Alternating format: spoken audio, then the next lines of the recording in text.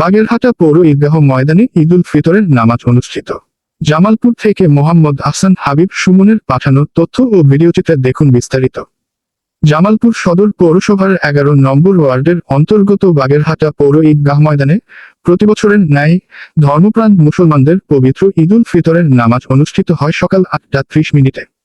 বাগেরহাটা পৌর ঈদগাহ ময়দানে ধর্মপ্রাণ মুসলমানদের ধর্মীয় রীতি হাদিস কোরআন ও পূর্বপুরুষের নিয়মানুসারে পবিত্র মাহের রমজানের পরবর্তী সময়ে ঈদুল ফিতরের 2 রাকাত নামাজ আদায় করার লক্ষ্যে বাগেরহাটা ও পার্শ্ববর্তী মহল্লার শত শত ধর্মপ্রাণ মুসল্লিয়ানদের অংশগ্রহণের মাধ্যমে যেন হয়ে ওঠে এক মিলন মেলা।